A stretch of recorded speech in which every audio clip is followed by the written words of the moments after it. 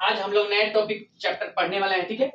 4.1 4.1 के चैप्टर का नाम है क्वाड्रेटिक इक्वेशन, ठीक है। क्वाड्रेटिक इक्वेशन का मतलब होता है द्विघात समीकरण, ठीक है।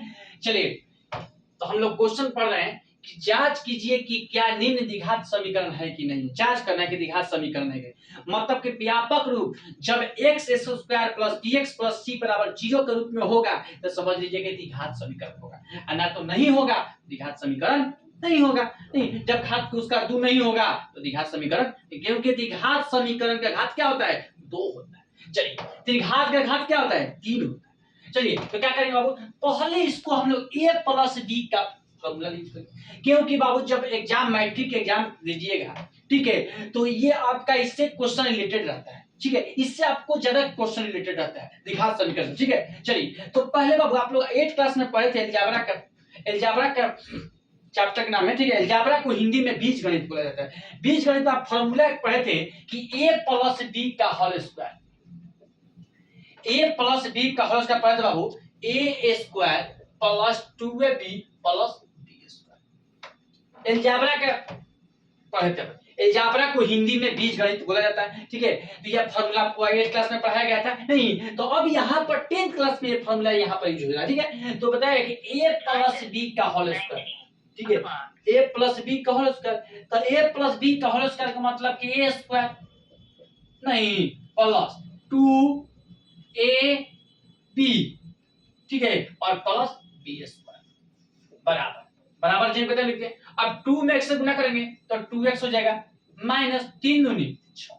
इतना समझ में आ गया बाबू, बोलिए। अब देखिए बाबू क्या करेंगे, x स्क्वायर चेंज करते लिखेंगे, x स्क्वायर में 2 से गुना करके x स्क्वायर हो जाएगा, प्लस चेंज करते हैं 2x में 20 से गुना क्या हो जाएगा 2x भी नहीं। अब देखिए बाबू, और प्लस 1 का स्क्वायर 1 हो जाएगा नहीं बराबर 2x माइनस 6। बोलिए, तब समझ में आ गया। अब बोलिए, अब क्या करेंगे बाबू, अब देखिए एक्स स्क्वायर प्लस 2x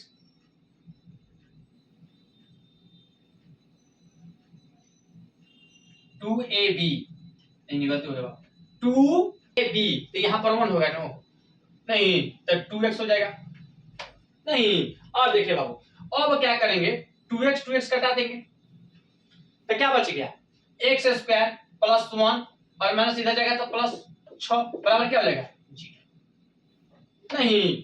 तो अब क्या करेंगे बाबू, तो अब लिखेंगे कि एक्स स्क्वायर प्लस 7 बराबर 0, मतलब कि ये द्विघात समीकरण है, क्योंकि देखिए x square plus x square का फॉर्म में आ गया नहीं, तो लिख देंगे कि अधिकतम अधिकतम अधिकतम घातों की संख्या 2 है। अधिकतम घातों की संख्या क्या है 2 है, अतः यह द्विघात समीकरण है नहीं। देखिए बाबू, द्विघात समीकरण जो व्यापक रूप का फॉर्मूला होता है a x square plus bx plus c नहीं। देखिए b के मान बाबू 0 हो जाएगा, c के मान 0 हो जाएगा, बाकी a के मान 0 नहीं होगा। क्यों नहीं होगा, क्योंकि जब a के मान यहाँ पर 0 रख देंगे तो ये 0 हो जाएगा, बाकी 0 नहीं होता है द्विघात समीकरण में आपका पावर 2 होता है, ठीक है। इसलिए यहाँ पर देखो, यहाँ पर मतलब कि a के मान सच होगा, कि यहाँ पर d के मान 0 रख सकते हैं, c के मान 0 रख सकते हैं, बाकी a के मान 0 नहीं रख सकते, ठीक है। जब a के मान 0 रखते हैं तो द्विघात समीकरण नहीं रहेगा, ठीक है। तो यहाँ पर ये बने कि अधिकतम जो घातों की संख्या 2 है, अतः यह द्विघात समीकरण है। यही बाबू प्रूफ करने के लिए बोल रहे हैं।